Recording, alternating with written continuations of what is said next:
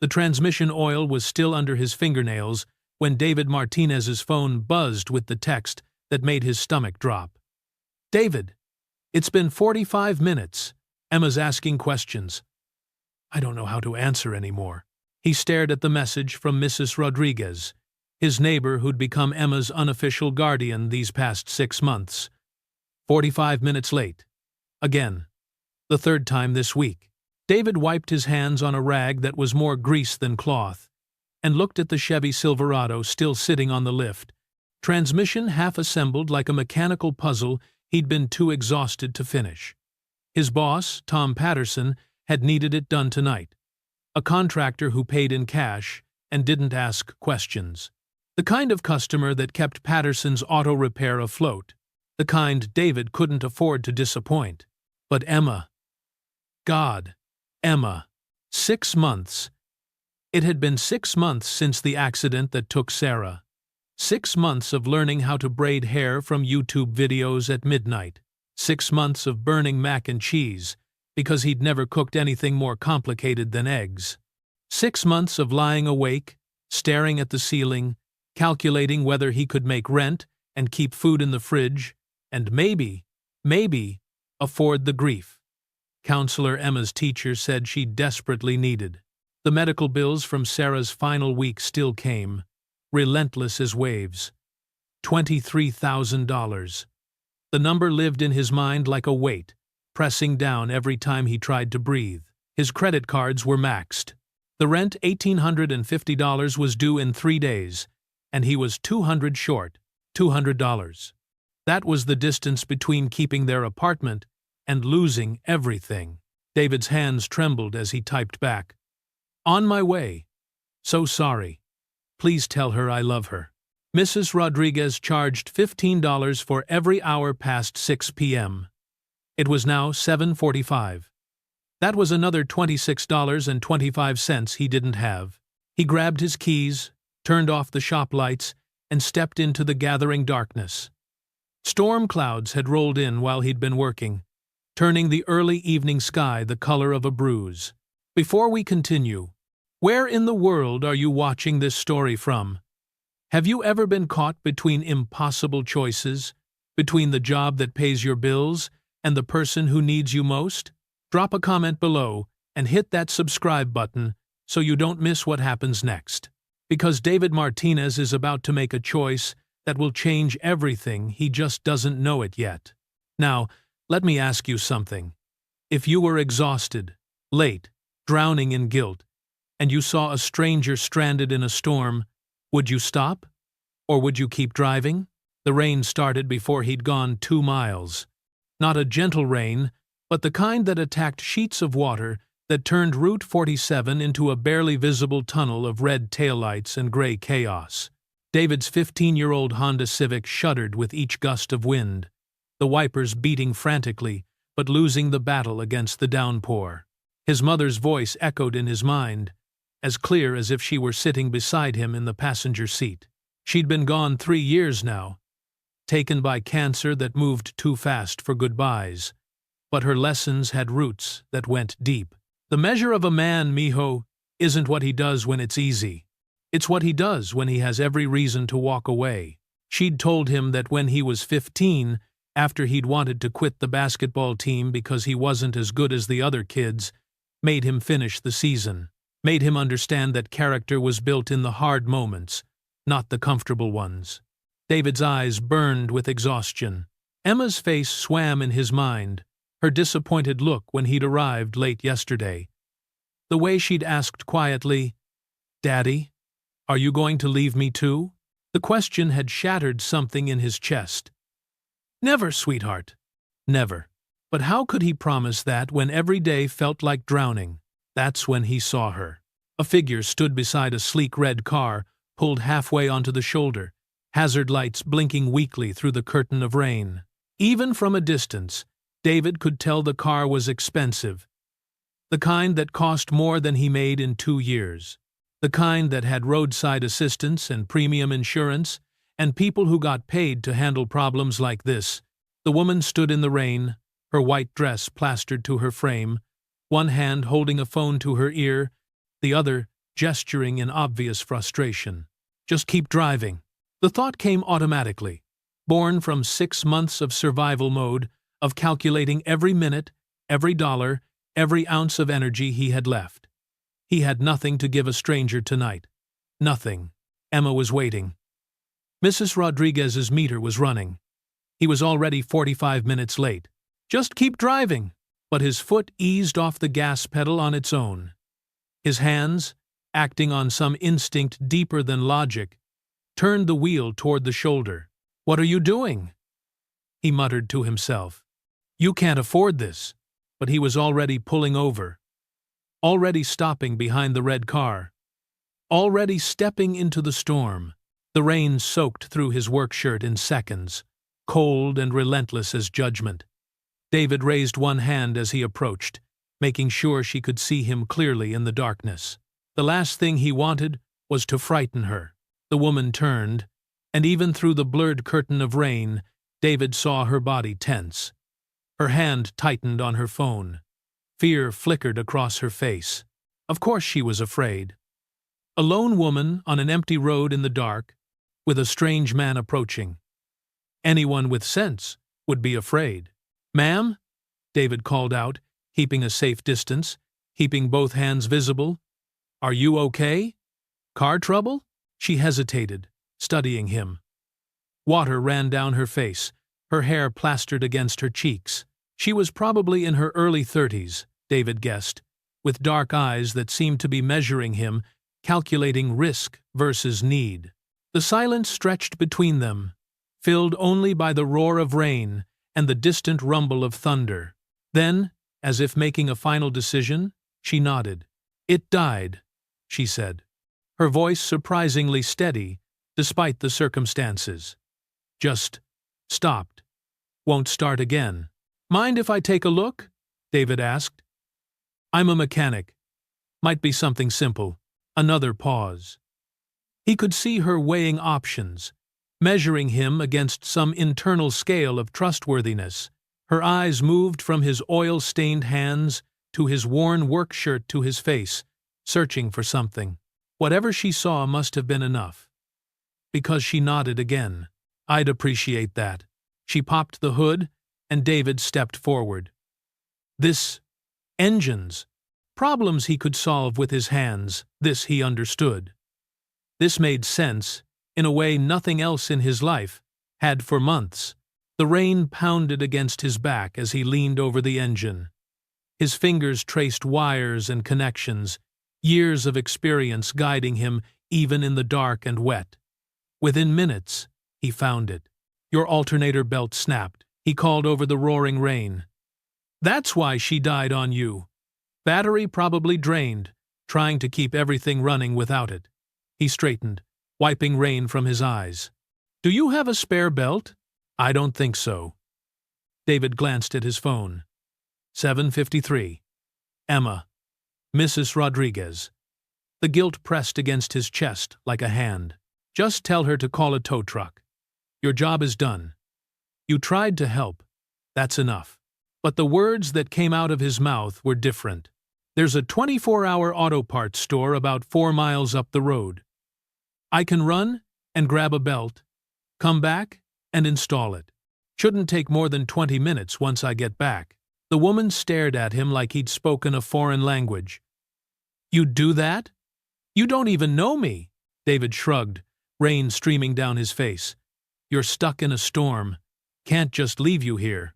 Something shifted in her expression, surprise, or maybe something deeper. She looked at him with an intensity that made him uncomfortable. Like she was seeing past his soaked clothes and tired eyes to something underneath. "What's your name?" she asked. "David. David Martinez. I'm Elena." She didn't offer a last name, and David didn't ask. "Thank you, David Martinez, for stopping when you didn't have to." He was already heading back to his car. Just the right thing to do. As David drove toward the parts store, his phone buzzed again. "Mrs. Rodriguez. Emma's getting worried. Everything okay?" His chest tightened. He typed back with one hand. "Small delay. Be there soon. So sorry." He could have kept driving past that red car. Should have kept driving. But somehow, even as guilt gnawed at him, he knew he'd made the right choice. His mother would have stopped. Sarah would have stopped. And maybe, just maybe, that meant he was still the man they'd believed he was, even on the days when he didn't believe it himself. The parts store was bright and empty, fluorescent lights harsh after the darkness outside. The clerk, a kid who couldn't be more than 19, barely looked up from his phone as David grabbed the belt he needed. $32.17. David handed over his credit card and prayed it wouldn't be declined. The machine beeped. Approved. He exhaled. 25 minutes later, David pulled back behind the red car. Elena was still there, standing in the rain, like she'd been waiting not just for the repair, but to see if he was the kind of man who actually kept his word. "Told you I'd be back," David said, offering a small smile as he opened the hood again. "Not everyone keeps their word," Elena said quietly, and there was something in her voice experience. Maybe. Or disappointment with the world. David's hands worked quickly, the familiar motions giving him something to focus on besides the cold seeping into his bones, and the guilt about Emma sitting in Mrs. Rodriguez's living room, watching the clock. "Battery's probably pretty drained from sitting with the hazards on," David said as he tightened the last bolt.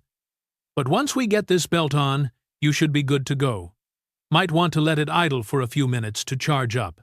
As he worked, Elena asked questions. "You said you're a mechanic?" "Yeah. Patterson's Auto Repair? Over on Commercial Street. You work there long?" 5 years. David tested the belt tension, satisfied. "It's good. Honest work. Doesn't pay much. But it keeps food on the table for me and my daughter." "You have a daughter?" Something in her voice made David look up. She was watching him with that same intense focus, like every word mattered somehow. "Emma. She's 7. His throat tightened. "Probably worried sick right now because I'm late picking her up." He wiped his hands on his jeans. "Try starting her up now." Elena slid into the driver's seat. The engine turned over once, twice, then roared to life. Relief washed over her face, genuine and warm. She stepped back out into the rain. "How much do I owe you?" David shook his head, already moving toward his car. "Nothing. Just glad I could help." "Nothing?" She looked almost offended. "You bought parts? Spent your time? It's fine, really." David opened his car door, eager to get to Emma. "Just pay it forward sometime. Help someone else when they need it?"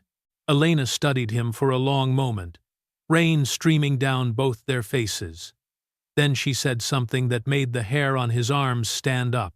"David Martinez." She said his name slowly, like she was committing it to memory. "I won't forget this. Or you." There was something in her tone, a promise or a warning. David couldn't tell which. "Be safe out there," he said. Then climbed into his Civic before he could think too hard about why her words felt so heavy. As he drove away, David watched her hazard lights disappear in his rearview mirror. He didn't know her last name, Anistan, didn't know where she'd been going, or why she'd been on that particular stretch of road on that particular night. Didn't know that the woman he'd just helped owned the largest commercial real estate development company in the state, with a net worth that would make his yearly salary look like pocket change. Didn't know that tomorrow morning his entire life would begin to change. All he knew was that he was late, his daughter was waiting, and somehow, despite everything, he'd done something right. Even if Emma gave him her disappointed face when he walked through Mrs. Rodriguez's door at 8:35, soaking wet, and 40 minutes later than he'd promised. Even if he had to reheat leftover chicken nuggets at 9 p.m. because dinner was long past. Even if he fell asleep on her bed while reading Charlotte's Web for the 100th time, too exhausted to make it to his own room. Because somewhere out there in the rain, a woman named Elena was driving home, remembering the mechanic with grease under his fingernails who'd stopped when he didn't have to. And tomorrow, David Martinez's life would begin to change in ways he could never have imagined. The next morning started like every other morning, rushed, chaotic, a controlled disaster. David woke up on Emma's bed. His neck kinked from the awkward angle, his daughter already awake and staring at him with her serious brown eyes. "You fell asleep during the good part," Emma said. "Charlotte was about to save Wilbur." "Sorry, sweetheart." David sat up, his back protesting. "We'll finish it tonight, I promise." Emma nodded, but something in her expression made his chest tight. She'd learned not to count on promises lately. She'd learned that tonight sometimes meant tomorrow, and "I'll be there" sometimes meant "I'm sorry." She'd learned too much about disappointment for a 7-year-old. David made breakfast, toaster waffles, and orange juice while Emma got dressed for school. He attempted to braid her hair, the result looking more like a creative accident than anything intentional. But Emma didn't complain. She never complained anymore, and somehow that was worse than if she'd cried. "Daddy," she asked as they walked to the bus stop, her small hand in his. "Are we going to be okay?" The question hit him like a fist. "Of course, sweetheart. Why do you ask?" Emma shrugged, her backpack bouncing. "Mrs. Rodriguez said you work too hard. And you look sad all the time?" David knelt down to her level, right there on the sidewalk. "I'm not sad, Emma. I'm just tired. But we're going to be okay. I promise." There was that word again. Promise. So easy to say. So hard to keep. The school bus arrived, and Emma climbed aboard, turning to wave at him through the window. David waved back, his smile holding until the bus disappeared around the corner. Then his face fell, exhaustion settling over him like a wet blanket. His phone buzzed. "Tom Patterson, need you in early. That Silverado isn't going to finish itself." David texted back. "On my way." Patterson's auto repair occupied a corner lot on Commercial Street, sandwiched between a pawn shop and a bodega that had been there since the 70s. The building itself was older than David, with a facade that hadn't been updated since Reagan was president. But it was home, the only place David had ever really felt competent, where problems had solutions and effort yielded results. Tom Patterson was already in his office when David arrived, which was unusual. Tom typically didn't show up until 9, preferring to let his mechanics open. But today, he was there at 7:30, sitting behind his cluttered desk with an expression David couldn't quite read. "David, my office." Now, David's stomach dropped. Had he messed something up? Forgotten something critical? Was this about leaving early yesterday? He followed Tom inside, wiping his already sweating palms on his jeans. Tom looked at him for a long moment, then shook his head like he was trying to solve a puzzle. "I got a call this morning, 6 a.m. You know who calls a garage at 6 a.m.? David shook his head. "Castellano Development Group?" Tom leaned back in his chair. "You know who they are?" "Are? No, sir. Biggest commercial real estate development company in the state. Probably the biggest in the region. They own half the buildings downtown." Tom's eyes narrowed. "And they want us, want you specifically, to be their exclusive fleet maintenance contractor." David blinked. "What?" $250,000 annually. Guaranteed contract. Maintenance for their entire vehicle fleet, construction trucks, company cars, everything. Tom's voice rose slightly. "Only condition is that David Martinez has to be the lead mechanic on their account." The room seemed to tilt. David grabbed the edge of Tom's desk. "There must be a mistake. I don't know anyone at Castellano Development Group," Tom finished. "Yeah, I said the same thing. But the woman on the phone was very specific. Said Miss Castellano herself requested you personally." David's heart stopped. "Miss Castellano?" "Elena Castellano. The CEO. You're telling me you don't know her? The woman in the rain. The white dress. The intense eyes. The red car. I won't forget this. Or you. Oh God. I I helped someone last night. With their car. In the storm. David's voice sounded distant to his own ears. She said her name was Elena. Tom stared at him. Then he started laughing. A sound somewhere between disbelief and admiration. You stopped to help Elena Castellano on the side of the road, and now she's dropping a $250,000 contract on us? He shook his head. David, do you have any idea who she is? I'm getting the picture. She's a billionaire, kid. With a B. Built her company from nothing. Owns properties from here to Providence. She's been on the cover of Forbes twice. Tom leaned forward. And apparently, you fixed her car in a rainstorm. David sank into the chair across from Tom's desk. His hands were shaking. They want to meet with you, Tom continued. Tomorrow morning, 10 a.m. at their headquarters. Downtown, Sterling Tower. He paused. David, what the hell did you do to impress her this much? I fixed her alternator belt, refused payment. David looked up. I had no idea who she was. Maybe that's exactly why she's doing this. Tom's expression softened. The other mechanics are going to lose their minds when they hear. But David, don't screw this up. This contract could change everything for us, for you. That night, after Emma was asleep, David sat in the dim glow of his laptop and Googled Elena Castellano. The screen filled with articles, photos, Forbes lists. Net worth, $2.3 billion. Self-made real estate mogul. The woman who rebuilt downtown. Profiles that painted her as brilliant, ruthless, visionary. And there she was, in the photos, the same woman who'd stood in the rain, looking vulnerable and grateful when he'd refused her money. The same woman who'd studied him with those intense eyes, like she was searching for something.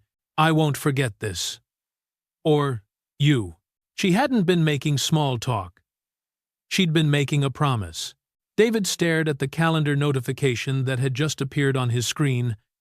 Meeting. Castellano Development Group, HQ. 10 a.m. His future was in the hands of a billionaire he'd helped in a storm. And he had no idea whether to be grateful or terrified. Probably both. Have you ever done something kind for a stranger, only to discover later that they had the power to change your life? Drop your story in the comments below, because sometimes the universe pays attention to the small moments. And don't forget to hit that subscribe button, because David's story is just getting started, and you won't want to miss what happens when he walks into that meeting tomorrow. What do you think Elena Castellano really wants from David? Is this really about gratitude, or is there something else going on? Share your theories below. The Sterling Tower occupied 47 floors of glass and steel in the heart of downtown, the kind of building where David's entire year's salary wouldn't cover a month's rent. He stood outside, looking up at the reflective surface that seemed to touch the clouds, and seriously considered turning around and going back to Patterson's. He didn't belong here. This was a world of suits and deals and people who knew what quarterly projections meant, without having to Google it. But Emma's face appeared in his mind, the hope that had lit her eyes this morning when he'd told her about a big important meeting that might make things better for them. He couldn't walk away now. The lobby was all marble and recessed lighting, with a security desk that looked more sophisticated than his car. David approached, acutely aware of his worn khakis and the button-down shirt he'd bought at Target 3 years ago for Sarah's funeral. I'm here to see Miss Castellano, he said to the security guard. David Martinez. I have a 10 o'clock appointment. The guard checked his computer, then nodded. Expected. Top floor. Executive suite. Elevator bank. On your right. David rode the elevator alone, watching the floor numbers climb like a countdown to something he couldn't name. 30 floors. 35. 40. 45. Finally, 47. And the doors opened onto a reception area that looked like it belonged in an architecture magazine. A woman in her 50s, elegant and professional, smiled at him. Mr. Martinez, Miss Castellano is expecting you. Please, have a seat. Would you like coffee? Water? I'm fine, thank you. But he wasn't fine. He sat on a leather couch that probably cost more than his car, trying not to touch anything that might reveal how out of place he was. 5 minutes passed. Then 10. David studied the view through the floor-to-ceiling windows. The entire city spread below like a map, the harbor glinting in the morning sun. From up here, his apartment building was invisible. His problems were invisible. Everything that mattered to him was too small to see. Mr. Martinez? The assistant appeared again. Miss Castellano will see you now. David followed her down a hallway lined with artwork he suspected was original, not prints. She opened a door into an office that took his breath away. More windows, more city, and a massive desk where Elena Castellano sat, looking every inch the billionaire CEO in a tailored navy suit. But when she looked up and smiled, he saw the woman from the rain. The same eyes, the same intensity. Hello again, David. Miss Castellano. His voice came out steadier than he felt. I didn't know who you were. I know. She stood, walking around the desk. That's rather the point. Please, sit. David sat in one of the chairs facing her desk, trying to ignore how expensive everything in this room probably was. Elena settled into the chair beside him, not behind the desk. You probably have questions, she said. A few thousand. She smiled. Let me start with why you're here. She leaned forward slightly. David, I've been looking for someone like you for 3 months. Someone like me?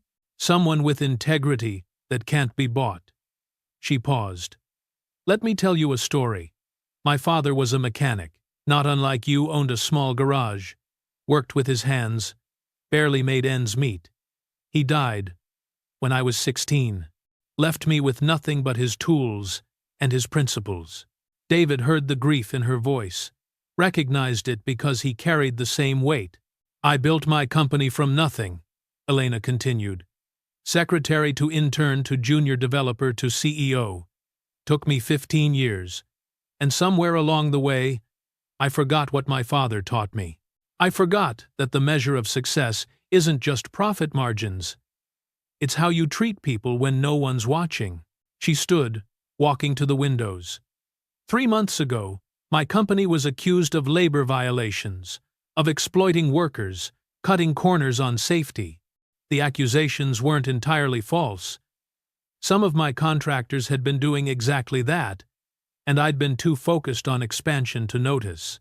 David listened, unsure where this was going. I realized I needed to change course, to build something that actually honored what my father stood for, but I needed to find the right partner, someone who understood what that meant. Tested them how?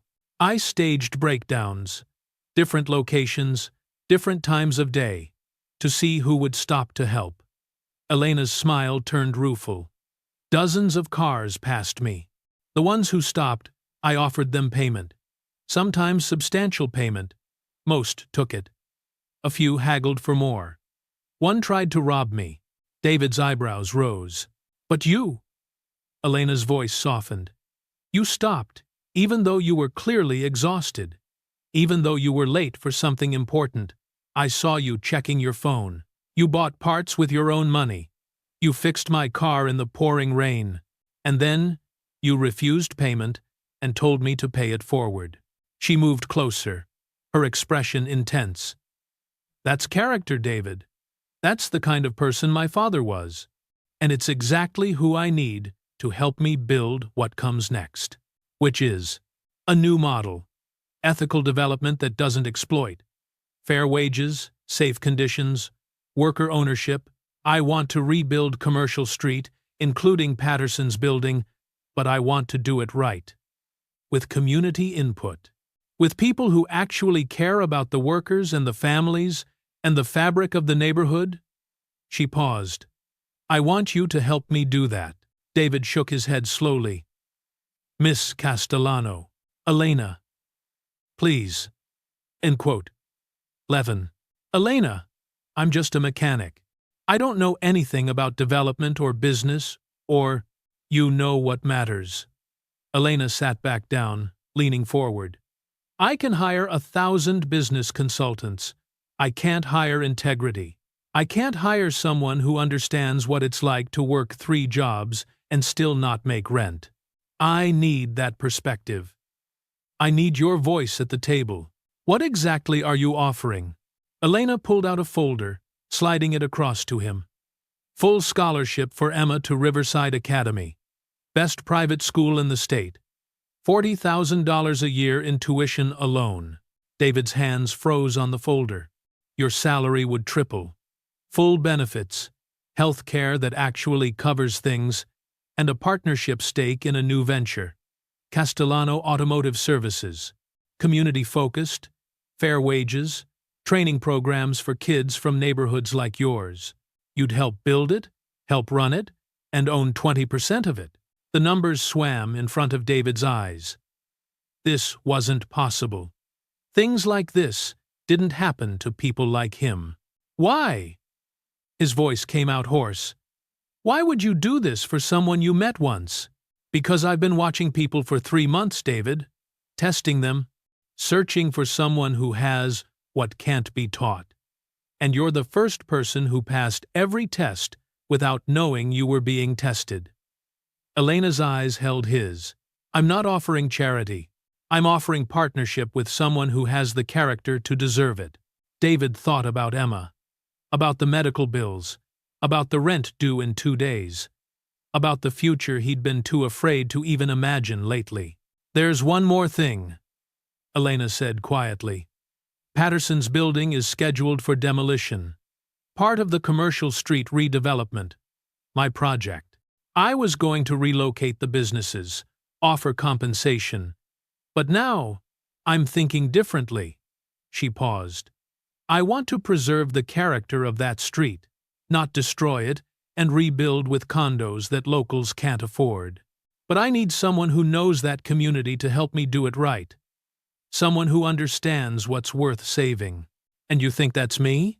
I know it is. Elena extended her hand. So what do you say, David Martinez? Will you help me build something worth building? David looked at her hand. Looked at the folder, with its promises of security and opportunity. Looked out the window at the city where his daughter was sitting in a public school with overcrowded classrooms and broken playground equipment. This was everything. Everything he needed. Everything Emma deserved. But something his mother had taught him echoed in his mind. If something seems too good to be true, it usually is. I need to think about it, David heard himself say. It's a lot. Elena nodded, and if she was disappointed, she didn't show it. Of course. Take the folder, read everything, talk to a lawyer if you want. But David? She smiled. I meant what I said in the rain. I won't forget you. And I keep my promises. David stood, the folder feeling impossibly heavy in his hands. Thank you. For the offer. For all of it. Thank you, Elena said, for reminding me why I started this in the first place. As David rode the elevator back down, 47 floors of descent that felt like returning from another world, he couldn't stop shaking. In his hands was a future he'd stopped daring to hope for, but a small voice in his head whispered, What's the catch? Because nothing in David Martinez's life had ever come without a price. He just hoped this time it was one he could afford to pay. That night, David sat at his kitchen table long after Emma had gone to bed. The folder from Elena spread before him like a map to a foreign country. The numbers were real. The opportunities were real. The scholarship application for Riverside Academy had Emma's name already filled in, waiting only for his signature. He pulled up the school's website on his laptop. Campus photos showed buildings that looked like something from a movie. Science labs with equipment he couldn't name, an art studio with skylights and pottery wheels, a library that seemed to hold more books than David had seen in his entire life. Emma could have this. Instead of the overcrowded classrooms and outdated textbooks of her current school, she could have opportunities that kids like them weren't supposed to get. His phone rang. Mrs. Rodriguez. David? Mijo? I hope I'm not calling too late. No, it's fine. Emma's fine. But I wanted to talk to you about something. She paused. The other mothers at school, they're talking. About you. Meeting with that Castellano woman. Word travels fast on Commercial Street. David's stomach tightened. What are they saying? Some think it's wonderful. That you deserve a break. But others, she hesitated, they think there's something strange about it. A billionaire, taking such interest in a mechanic she met once? They're wondering what she really wants. She wants to redevelop Commercial Street. Said she wants community input. And you believe her? David was quiet for a long moment. I want to. That's not the same as yes. Mrs. Rodriguez's voice was gentle. David, you're a good man. Too good, sometimes. You see the best in people. But billionaires don't become billionaires by giving away opportunities without expecting something in return, she said. I reminded her of her father. Maybe you do. Or maybe she's very good at knowing exactly what to say to get what she wants. Mrs. Rodriguez sighed. I'm not saying don't do it. God knows you and Emma need a break. I'm just saying be careful. Make sure you know what you're agreeing to before you sign anything. After they hung up, David stared at the papers again. The contract was thick, full of legal language he'd need a lawyer to interpret, but the core message was clear. Elena Castellano was offering him a lifeline. The question was, what was she holding on the other end? His eyes caught on a framed photo on the wall. Sarah, smiling, holding newborn Emma. 7 years ago. A lifetime ago. What do you think, Sarah? He whispered to the picture. Is this too good to be true? Or is this the universe finally cutting us a break? The picture didn't answer. It never did. But somewhere in his chest, David felt something he hadn't felt in 6 months. Hope. Fragile and terrifying, but real. Tomorrow, he'd call Elena and give her his answer.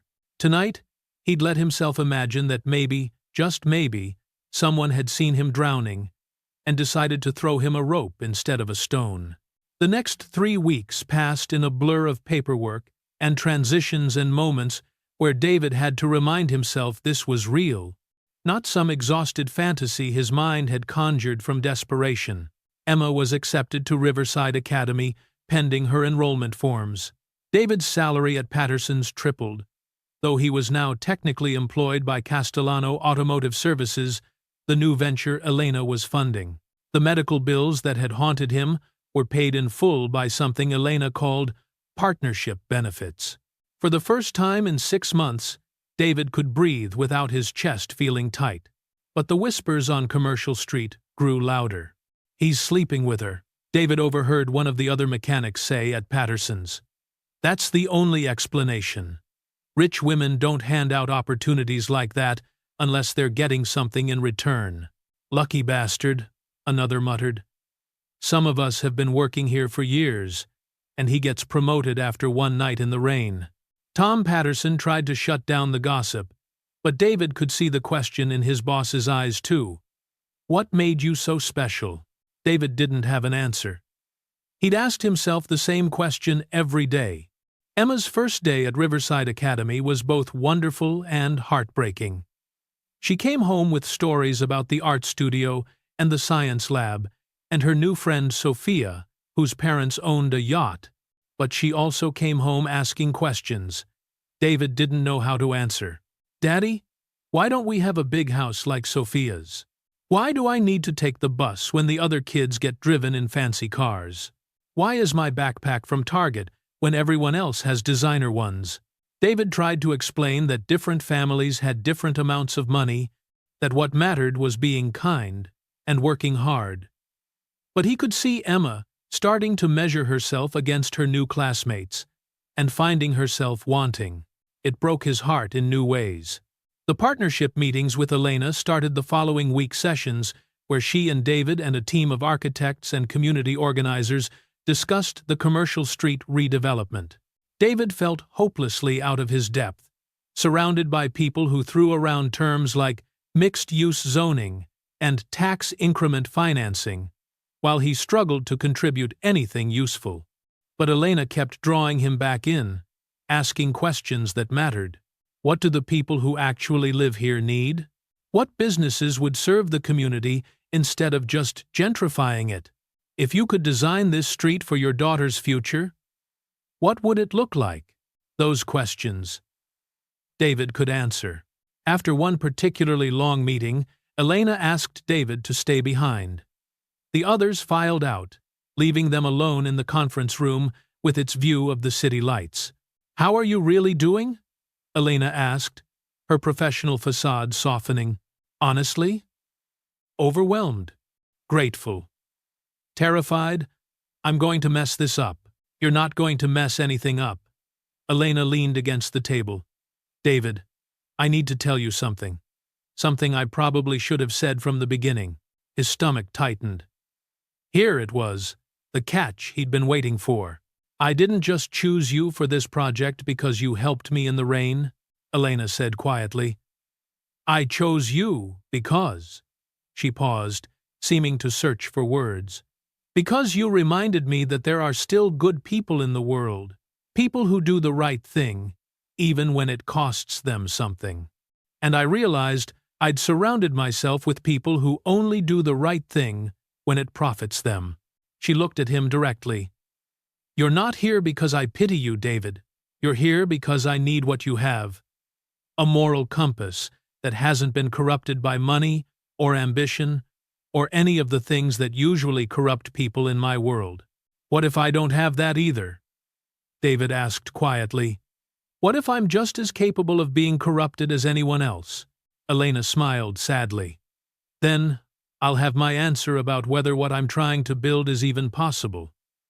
But I don't think that's going to happen, because you had every reason to take my money that night in the rain, and you didn't. That's not something money can buy or teach." Later that night, David stood at his apartment window, the one he could now afford to move out of but hadn't yet, and thought about what Elena had said. She wasn't just offering him an opportunity. She was offering him a test to see if his integrity would survive prosperity, if his character would hold up under the weight of money and opportunity. It was a test David hadn't asked for, but realized he desperately needed to pass. Not for her, but for himself, for Emma, for the ghost of Sarah that still whispered in his quietest moments. "I won't let you down," he said to the city lights, to Elena somewhere out there in her penthouse. He just hoped it was a promise he could keep. The article hit the business section on a Tuesday morning, 3 weeks after David had said yes to Elena's offer. The headline was designed to destroy. "Billionaire's boy toy. Elena Castellano's questionable new partnership raises ethics concerns."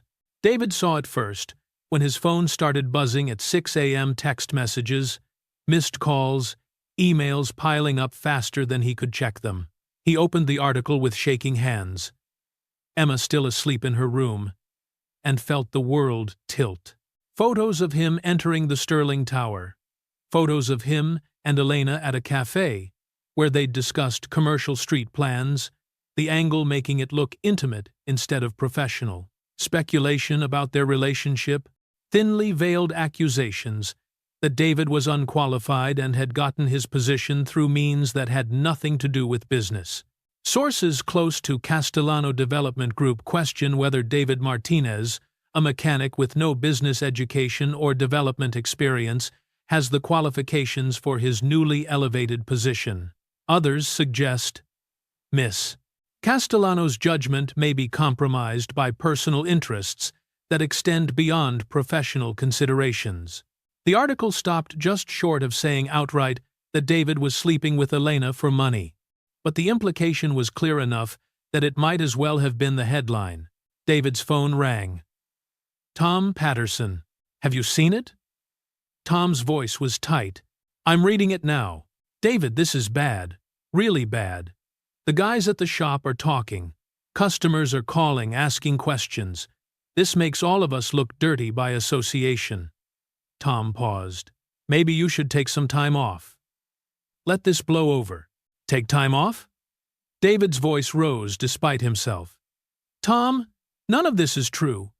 Elena and I have a professional relationship. That's it. I believe you. But it doesn't matter what I believe. It matters what people think they see. After they hung up, David called Elena.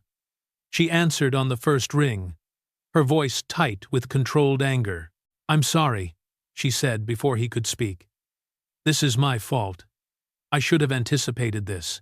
Who did this? Marshall Development, my primary competitor.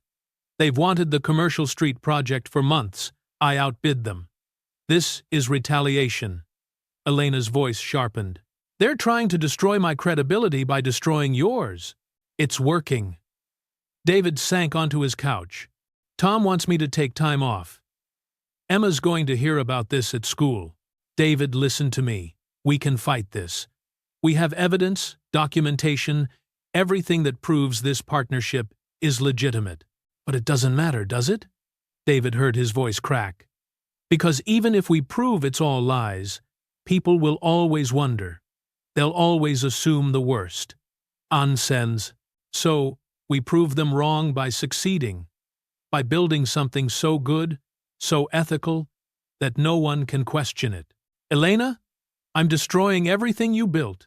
Your reputation, my reputation is built on money and power, Elena interrupted. Maybe it's time I built it on something better, with someone who actually gives a damn about doing the right thing. She paused. But David, I'll understand if you want to walk away. This isn't what you signed up for.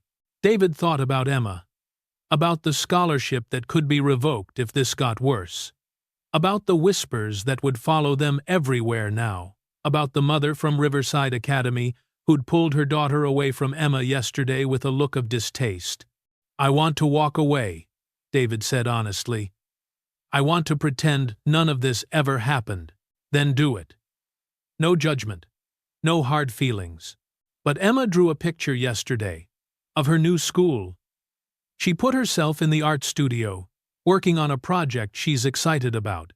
And if I walk away now, I'm teaching her that when people lie about you, when they try to tear you down, the answer is to give up. David's voice steadied. My mother didn't raise a quitter, and I won't teach my daughter to be one either. He could hear Elena's exhale of relief. Then, we fight. Together. How? We tell the truth. Publicly. Completely. We show them exactly what we're building, and dare them to find anything unethical about it. Elena's voice gained strength. I'm calling a press conference for Friday. Full transparency. We present the Commercial Street plans, show the financials, open everything to scrutiny. Elena? I can't speak at a press conference. I'll mess it up. You won't, because you'll just tell the truth. Tell them about stopping in the rain. Tell them about your daughter. Tell them what Commercial Street means to the people who actually live there. She paused. Tell them why integrity matters more than credentials. And if they don't believe me, then at least we tried. And David? I'd rather fail doing the right thing with someone who has character than succeed by compromising with someone who doesn't. After they hung up, David sat in the silence of his apartment, watching the sun rise over the city that was slowly waking to read the article that painted him as a fraud. Emma emerged from her bedroom, rubbing her eyes. Daddy? Why are you awake so early? David pulled her into a hug. This little person, who was his whole world, his reason for everything. Just thinking about being brave, sweetheart. Are you scared of something? Yeah. A little.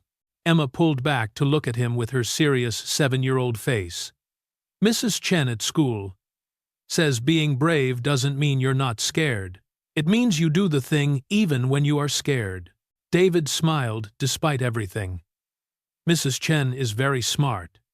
EDS, so you'll do the brave thing? Yeah, sweetheart. Because the alternative teaching Emma that lies win, that people without power should stay in their place, that kindness gets punished, that was worse than any press conference could ever be. The press conference was scheduled for Friday at 2 p.m., giving David 3 days to prepare and approximately 72 hours to imagine every way it could go catastrophically wrong. James Chen, Elena's VP of Operations who'd become David's unofficial mentor, helped him prep. They sat in a conference room at Castellano headquarters, James coaching him through potential questions while David's hands shook around a cold cup of coffee. "What will you say when someone asks if you're qualified for this position?" James asked. "That I'm learning. That Elena saw something in me that I'm still discovering myself. Good. Humble, but honest. What about when they ask about your relationship with Miss Castellano? Professional? Respectful? Built on shared values? And when they imply you slept your way into this job?" David's jaw tightened. "That? I'm a single father who takes my daughter to school every morning and falls asleep reading to her every night. That I'm too exhausted for anything except trying to be a good dad and a decent human being." James smiled.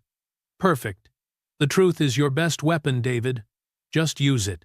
Thursday night, David couldn't sleep. He lay in bed, staring at the ceiling, imagining standing in front of cameras and journalists and critics, all waiting for him to fail. What if he froze? What if he said something stupid? What if his nerves made him look guilty even though he wasn't? Around midnight, his phone buzzed with a text from Elena. "Can't sleep either. Want some company?" 30 minutes later, Elena arrived at his apartment in jeans and a sweater, looking nothing like the billionaire CEO and everything like a woman who was just as scared as he was. "This is nice," she said, looking around his small living room with its mismatched furniture and Emma's drawings covering one wall. "It feels like a home. It's not much compared to what you're used to. It's perfect compared to what I'm used to." Elena sat on his worn couch. "My penthouse is beautiful, David. And empty. No drawings on the walls. No dishes in the sink from a 7-year-old's breakfast. No proof that anyone actually lives there." David sat beside her, maintaining a careful distance. "Why are you really doing this? And don't give me the official answer. Tell me the truth." Elena was quiet for a long moment. "My father died in debt. Medical bills from cancer treatment that didn't work. The garage he'd built from nothing had to be sold to pay them. I was 16, suddenly alone, with nothing but his tools and his integrity." She looked at David. "I swore I'd build something that mattered. Something he'd be proud of. But I got so focused on success that I forgot what the point was supposed to be. And I reminded you? You reminded me that there are still people who do the right thing even when it costs them everything. You reminded me what my father was like." Elena's voice cracked slightly. "When I saw you in that storm, working in the rain with your worn-out tools, refusing money you clearly needed, I saw him. And I realized how far I'd drifted from everything he taught me." David understood then. This wasn't about him at all. It was about Elena trying to find her way back to the person she'd meant to become. "What if I let you down?" David asked quietly. "What if I'm not who you think I am? Then we'll both be disappointed." Elena smiled sadly. "But I don't think that's going to happen. Because you had every reason to take my money in that storm, David. Every reason. And you didn't. That's not luck. That's character." They sat in comfortable silence. Two people from completely different worlds who'd somehow found themselves in the same storm, trying to build something neither of them was sure was possible. "Thank you," Elena said finally, "for not walking away when this got hard." "Thank you," David replied, "for seeing something in me worth fighting for." Friday arrived with weather that felt appropriate: dark clouds and the threat of rain, like the universe was providing atmosphere for the drama about to unfold. David dropped Emma at Mrs. Rodriguez's with instructions to keep her away from screens and social media. The last thing she needed was to see her father being torn apart in real time. "You look nice," Emma said, admiring the new suit Elena's team had provided. Not too expensive, not too cheap. Just professional enough to be taken seriously. "Thanks, sweetheart. Are you going to be brave?" "I'm going to try." Emma hugged him tight. "Then you'll be okay. Brave people always are. If only that were true." The press conference was held in a hotel ballroom that could fit 200 people and was filled to capacity. David stood backstage with Elena, both of them silent, both terrified in ways they couldn't quite articulate. "Last chance to run?" Elena offered with a weak smile. "Together or not at all?" David replied. Elena took the stage first, professional and poised, her voice carrying authority, as she outlined the Commercial Street project, the community focus, the fair wages, the innovative profit-sharing model. She spoke for 20 minutes, methodically dismantling the accusations in the article with facts, figures, and documentation. Then she said the words that made David's heart hammer, "But don't listen to me. Listen to the man this is really about, David Martinez." David walked onto that stage with his heart in his throat, his hands shaking, facing a room full of people who expected him to fail. The cameras flashed, journalists leaned forward. Skepticism radiated from every corner of the room. He was just a mechanic. A single dad who could barely get his daughter's hair into a decent braid. What was he doing here? Then he saw Emma's drawing in his mind, her at Riverside Academy, in the art studio, smiling. He thought of his mother. The measure of a man is what he does when he has every reason to walk away. And he began to speak. "I'm not good at speeches," David started, his voice shaky but genuine. "I'm better with wrenches than words, so I'm just going to tell you the truth." The room was silent. "I stopped in a rainstorm to help a stranger because my mother taught me that character matters more than convenience. I didn't know she was a billionaire. I just saw someone who needed help. And when she offered to pay me, I said no because I didn't help her for money. I helped her because it was the right thing to do." David's voice grew steadier. "Now people are saying, I'm not qualified for this position. They're right. I don't have a business degree. I don't know corporate jargon. I've never managed anything bigger than an oil change schedule. But I know what it's like to work 3 jobs and still not make rent. I know what it's like to choose between groceries and medicine. I know what it's like when the system is rigged against people like me." He looked directly at the cameras. "Elena Castellano isn't giving me charity. She's giving me a chance to help build something that gives other people that same chance. A development that doesn't displace communities. It strengthens them. Jobs that pay fair wages. Opportunities for people who've been locked out of success their whole lives." David's voice cracked slightly. "My wife died 6 months ago. Left me with medical bills and a 7-year-old daughter and grief so heavy I could barely breathe. I was drowning. And yes, Elena threw me a lifeline. But not because of anything inappropriate. Because she believed that someone who stops in a storm to help a stranger might be worth investing in." The room was absolutely silent now. "You want to know if I'm qualified? Maybe not by your standards. But I'm qualified to care about the people on Commercial Street because they're my neighbors. I'm qualified to understand what working families need because I am one. And I'm qualified to teach my daughter that integrity matters, even when the whole world is calling you a fraud." David took a breath. "So, believe what you want about me. Write your articles, make your assumptions, but watch what we build, and then tell me whether credentials matter more than character." He stepped back from the microphone, his heart racing, uncertain whether he'd just saved himself or condemned himself further. The room erupted not in jeers, but in questions shouted over one another.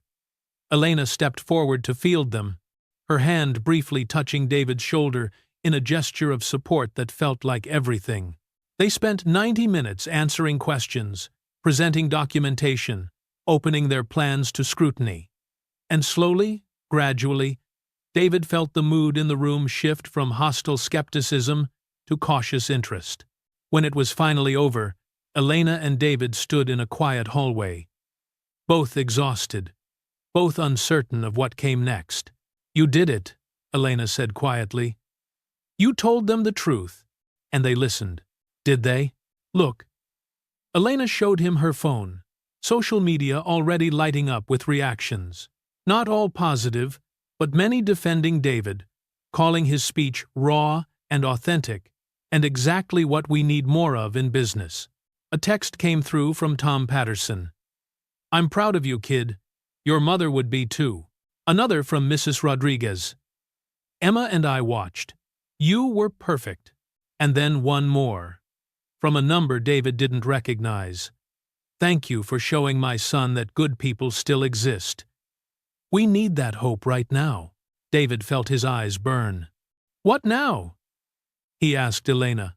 "Now we build what we promised, and we prove that doing the right thing isn't just idealistic, it's possible." That evening, David picked Emma up and took her to their favorite pizza place, the cheap one with plastic booths and greasy slices that tasted like home. Mrs. Rodriguez said, "You were on TV," Emma said around a mouthful of cheese. She said, "You were brave." "I was scared," David admitted. "That's what brave means, Daddy." Emma grinned.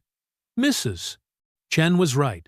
As they walked home through streets starting to glow with evening lights, Emma slipped her hand into his. "Daddy? Can I ask you something?" "Anything. Do you like Miss Elena?" David's heart skipped. "She's a good person, sweetheart.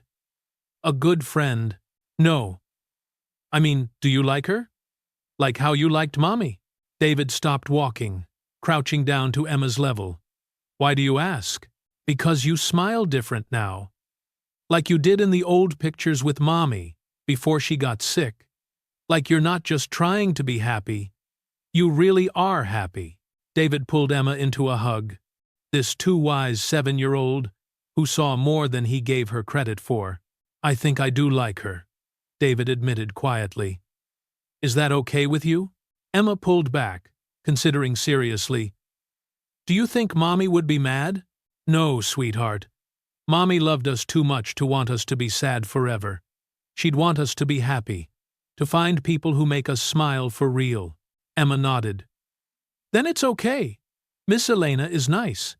And she looks at you the way you look at her. How's that? Like maybe you found something you didn't know you were looking for." Out of the mouths of 7-year-olds came wisdom that adults spent lifetimes trying to understand. That night, after Emma was asleep, David texted Elena. "Thank you. For everything. For believing in me when I didn't believe in myself." Elena's reply came immediately. "Thank you for reminding me why any of this matters." "And David? Emma's right. I do look at you that way. I thought you should know." David stared at the message, his heart doing something complicated in his chest. This wasn't part of the plan, wasn't part of the professional partnership they'd carefully maintained. But maybe, just maybe, the best things never were. 6 months later, Commercial Street looked like a miracle, or maybe just like what happened when someone with resources actually cared. The old buildings had been restored, not demolished. New businesses filled the spaces. A coffee shop owned by a co-op of former baristas, a bookstore run by a non-profit literacy program, a community center where kids could get homework, help, and hot meals. Patterson's Auto Repair had been renovated and expanded, now anchoring Castellano Automotive Services community training program. The grand opening drew crowds from across the city. The mayor gave a speech. Business reporters who'd once written scathing articles now covered it as a case study in ethical development. Harvard Business School requested permission to feature it in their curriculum. But David's favorite part was watching the faces of people from the neighborhood, his neighbors, as they realized this development was actually for them, not instead of them. "We did it," Elena said, standing beside him on the newly restored sidewalk. "We actually did it." "You did it," David corrected. I just helped. No. Elena turned to face him. We did this together. And David? I want to do more together. Not just business. Everything. David's heart hammered. They'd been dancing around this for months. Coffee dates that felt like more late-night planning sessions that turned into conversations about everything except work, moments when their hands would brush and linger just a second too long. Elena. I know it's complicated. I know there are optics to consider, and power dynamics, and all the things that could make this inappropriate. Elena's voice was steady despite the vulnerability in her eyes. But I don't care anymore. I'm tired of building an empire and going home to an empty penthouse. I'm tired of pretending that what I feel for you is just professional respect. David looked at this woman who'd saved him, who'd believed in him, who'd fought beside him when the world tried to tear them down. This brilliant, powerful woman who somehow looked at a mechanic with grease under his fingernails and saw something worth investing in. I'm scared, David admitted. Sarah's only been gone a year. People will talk. They'll say terrible things about both of us. Let them talk. Elena stepped closer. David Martinez, you stopped in a storm when you had every reason to keep driving, and you changed my life. So I'm asking, will you let me be part of yours? Really part of it? David thought about Emma's words. Like, maybe you found something you didn't know you were looking for. He thought about Sarah's last words. Promise me, you'll let people in. He thought about his mother. Character is what you do when it's hard. And he thought about the man he wanted to be, not just for Emma, but for himself. Yes, David said. Yes, to all of it. Elena's smile was like sunrise after a long night. Then, I have something to ask you. But Emma needs to be here for this. For what? You'll see. That evening, the three of them stood on the rooftop of the old Patterson's building, now a community center with a garden and telescope for neighborhood kids. The city spread below them, lights beginning to glow as dusk settled. Emma, Elena said, kneeling to the little girl's level, I have something important to ask you, and I need your honest answer. Okay? Emma nodded solemnly. I love your dad, Elena said simply. And I love you. And I was wondering if maybe if you'd be okay with it, I could be part of your family. Not to replace your mom. No one could ever do that. But to be someone who loves you both and wants to build a life together? Emma looked at her father. Is this the brave thing? Is this the brave thing? David's eyes burned. Yeah, sweetheart. This is the brave thing. Emma turned back to Elena. Will you teach me about business stuff? And can we still have pizza nights? And will you be there when I wake up from bad dreams? Yes to all of it, Elena promised. And Emma? Your mom sounds like she was amazing. I'll never try to take her place. I'll just try to be someone she'd be glad is loving you both. Emma threw her arms around Elena, and David watched as his daughter, who'd lost so much, chose to open her heart again to the possibility of love. Later, when Emma was exploring the rooftop garden, Elena stood beside David at the railing. Thank you, she said quietly, for stopping that night, for saying yes to something terrifying, for teaching me that the best investments have nothing to do with money. Thank you, David replied, for seeing me, really seeing me, not a project or a charity case, just me. They stood together, watching the city they were slowly making better, one community at a time. And David realized that sometimes the most dangerous decisions, stopping in a storm, accepting an impossible offer, opening your heart when it's still healing, were also the most miraculous. Because a year ago, he'd been drowning, and now he was building something beautiful with a woman who'd thrown him a lifeline, then decided to stay and build beside him instead of just pulling him to shore and walking away. What are you thinking? Elena asked. That my mother was right. Character matters. And sometimes, just sometimes, the universe rewards it. Your mother sounds like she was brilliant. She was. David smiled. She would have liked you. She would have liked that you saw past what I didn't have, to what I did. What you have, Elena said, taking his hand, is worth more than anything I've built. Is Esfalize. As the sun set over Commercial Street, casting long shadows over the neighborhood they'd fought to preserve, David Martinez understood something profound. He'd stopped in a storm to help a stranger, and in doing so, he'd saved himself. Not from poverty or struggle, or the grief that still sometimes caught him at unexpected moments, but from the belief that good people finish last, that integrity is weakness, that one person's choice can't change anything, because his choice had changed everything. For his daughter, for his community, for himself. And sometimes, just sometimes, that's how miracles work. Not with thunder and lightning, but with a man who stops in a storm, because his mother taught him that character matters more than convenience. If this story reminded you that kindness always finds its way back to you in the most unexpected ways, make sure you're subscribed so you don't miss the next one. And here's my question for you. When was the last time you stopped when you could have kept driving? When was the last time you helped someone, even though it cost you something? Drop your story in the comments below, because every act of kindness, no matter how small, creates ripples we can't predict. Your moment of compassion might be exactly the story someone else needs to hear today. Share this with someone who needs to remember that good people don't finish last.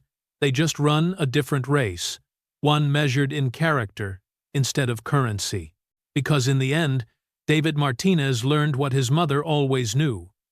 Integrity isn't just its own reward. Sometimes, if you're very lucky and very brave, it's the foundation of everything worth building.